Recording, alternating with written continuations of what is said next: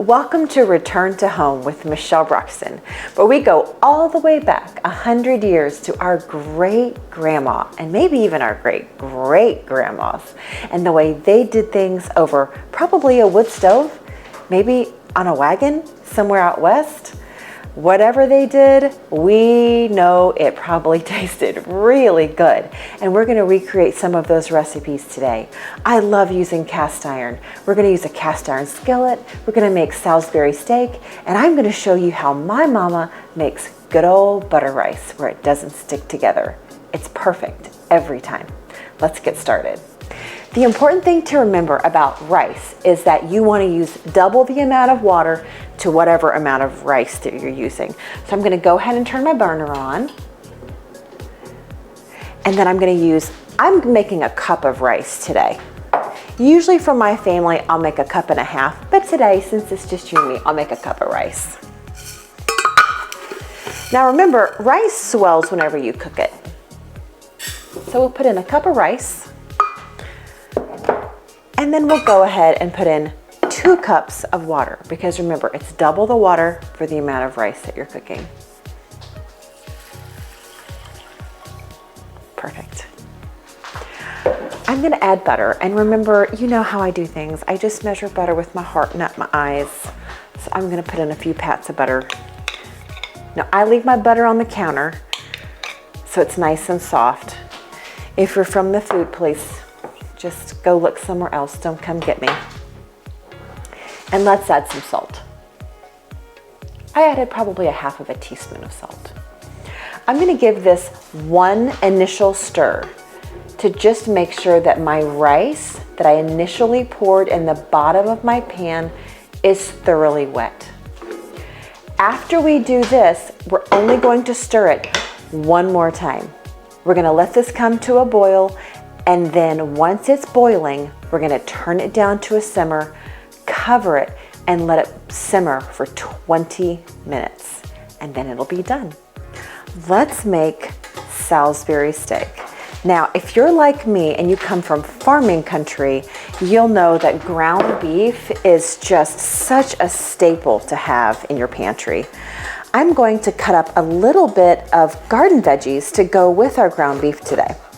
Salisbury steak is a little bit like meatloaf, but not quite. Meatloaf is a little more ketchup-y than Salisbury steak. So we'll do a little bit of that, a little bit of this. You know how that's good. That's how good recipes go. A little bit of this, a little bit of that. I also like to use orange if I can find an orange bell pepper. If you don't like bell pepper, you absolutely do not have to use it. I'm gonna rinse this off and get the seeds out as soon as I get all of this white pulp out. So I don't know, I just don't like the way those seeds taste. I'm gonna rinse these off real quick.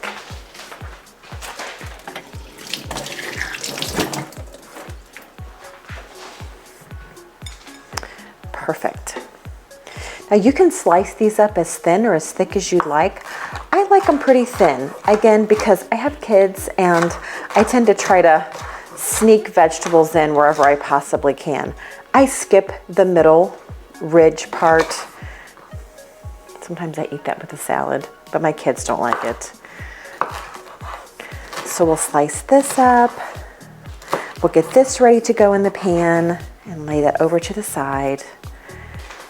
And then we'll get the other sliced up. I like them thin and nice. I like when the bell peppers come out like ribbons with my Salisbury steak.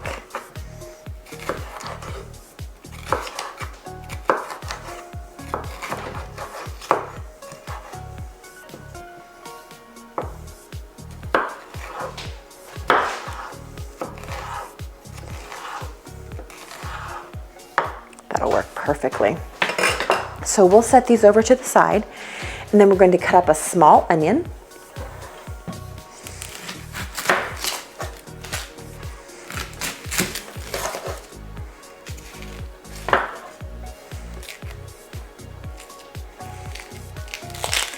And again, you can cut these pieces up as big or as small as you'd like.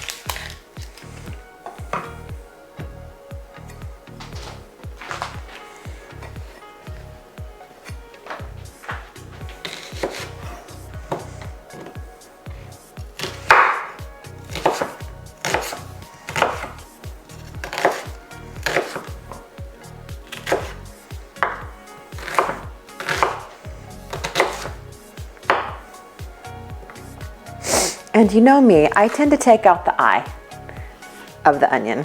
We're gonna just put that over to the side. Now normally, as I start getting things ready, y'all will know that I tend to just start throwing them in the pot with some butter or some bacon grease. But since we're cooking our burgers in this cast iron skillet, I really want our Salisbury steak to have all of these natural juices and flavors. So I'm gonna leave all of these veggies raw until we get our burger ready to make. And it's just gonna take us a jiffy. Let's also throw some mushrooms in.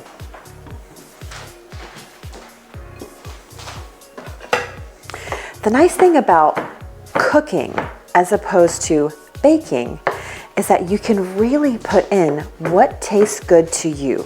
Now when you're baking is almost like chemistry. There's a lot of reactions and things that need to happen to make your bread or your cake or your pie turn out just right.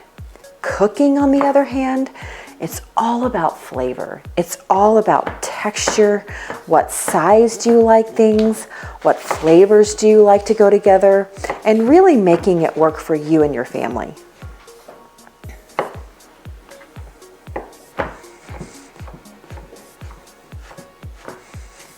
That looks just about right to me.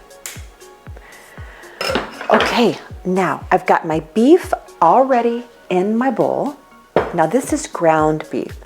If you happen to be from Missouri or farm country like me, you know that you've probably got a Department of Agriculture like we do. We have the Missouri Department of Agriculture, and our Missouri Grown program is a great help to farmers in our area. We have all kinds of growers here. So if you happen to be interested in our Missouri Grown program, I would love for you to check them out online.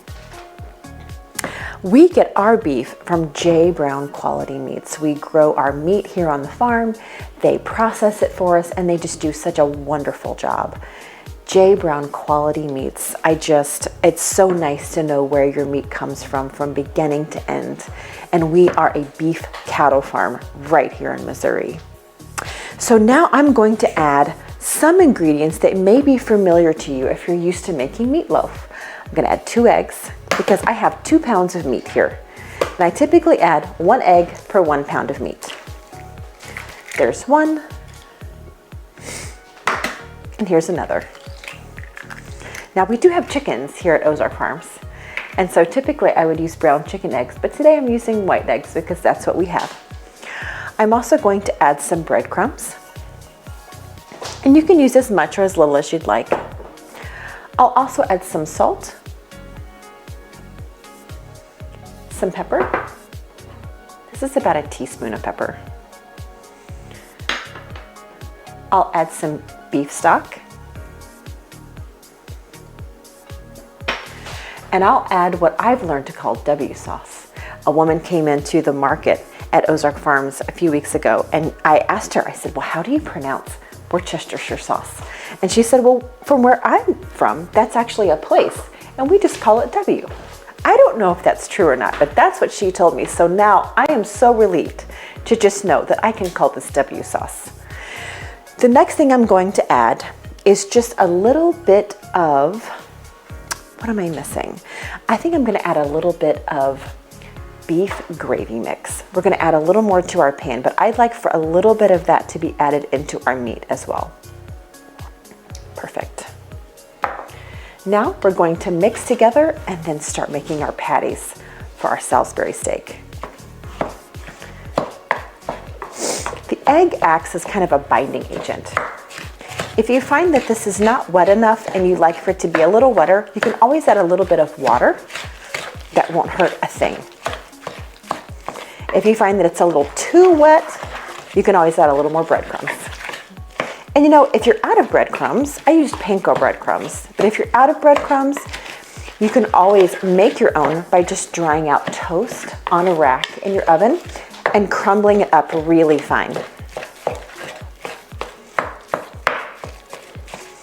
This is looking really nice. We want this all to be mixed together really well so that every bite Has a really nice flavor.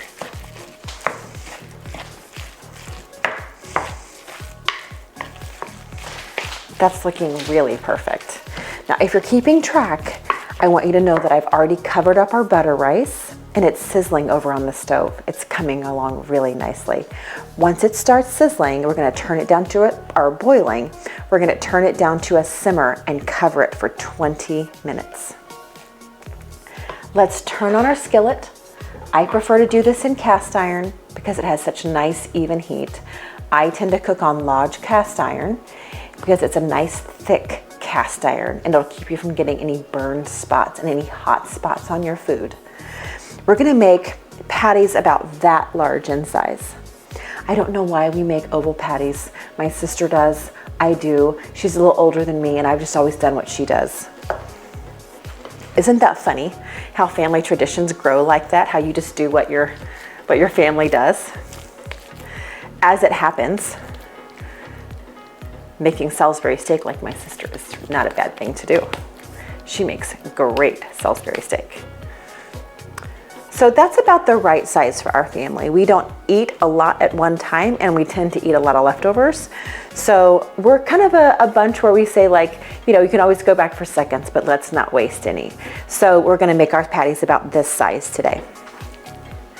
Our cast iron skillet is thoroughly seasoned, so I don't have to put anything in the bottom to grease it. It will not stick.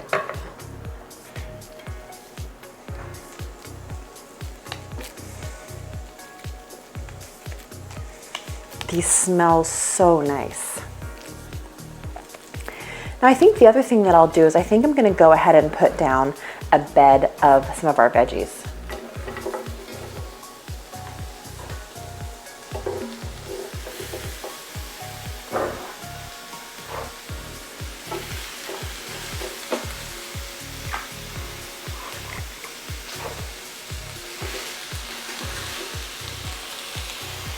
Wonderful.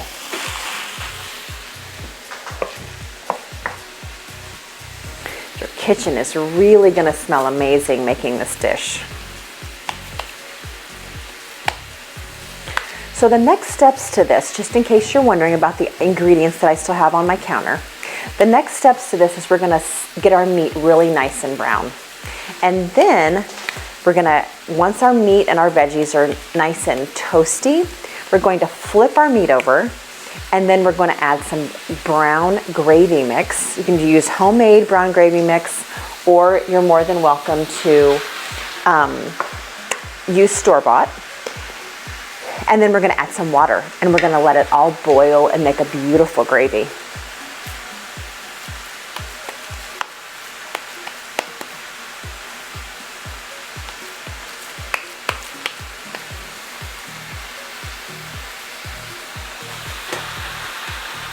That looks really great.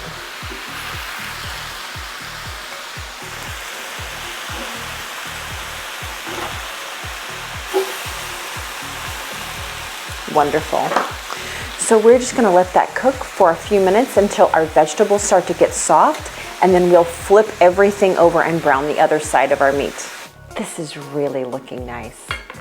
We've added our brown gravy, which is 1 cup of water with our brown gravy mix. We've flipped our meat along with our vegetables that we've sauteed, and this is just coming along beautifully. Depending on how well done you like your meat, these are completely ready to take out. And your butter rice is ready. I wanted to show you what it looks like before we fluff it. So this is an old rice pot that I have cooked rice in for years and years and years. And before your rice is fluffed, this is what it will look like. And it has those distinctive bubble holes in it. Now this is important because you don't want to stir your rice a lot. I think that's what makes people's rice sticky. We want individual rice flakes, just like that. And that's what makes that beautiful southern flaky, long grain rice that doesn't stick together. So let's get some of this rice on our plate, and then we're gonna put some Salisbury steak on top. We're gonna fluff our rice with our fork, just like this, just like my mama did, and I'm sure her mama did. Now, if your rice happens to stick to the bottom, I guarantee you there's somebody in your family who likes burned rice. My Aunt Imogene is our burned rice fan in our family. So we're just gonna not mess up more silverware than we need to, and we're gonna make a bed of rice right on our plate. That looks fantastic. Next, I think let's get this right here. This one looks beautiful. Maybe this one.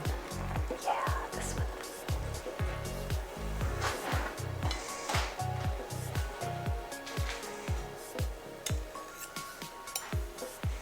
Now, depending on whether or not you like a lot of gravy, you're welcome to add gravy to this.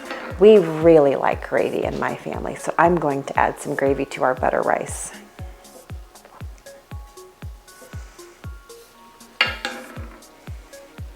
Be careful because this gravy is really hot. If you'd like to add some extra veggies, you're more than welcome to do that. There's plenty to choose from. That just really looks perfect. I hope you've enjoyed this episode of Return to Home with Michele Broxton, where we've gone back 100 years to our great grandma's kitchens. Today we've made Salisbury steak in a cast iron skillet. We've made my family's generations upon generations old butter rice recipe. And we've just explored time together in the kitchen. I hope to see you next time as we explore more 100-year-old vintage recipe favorites. See you soon.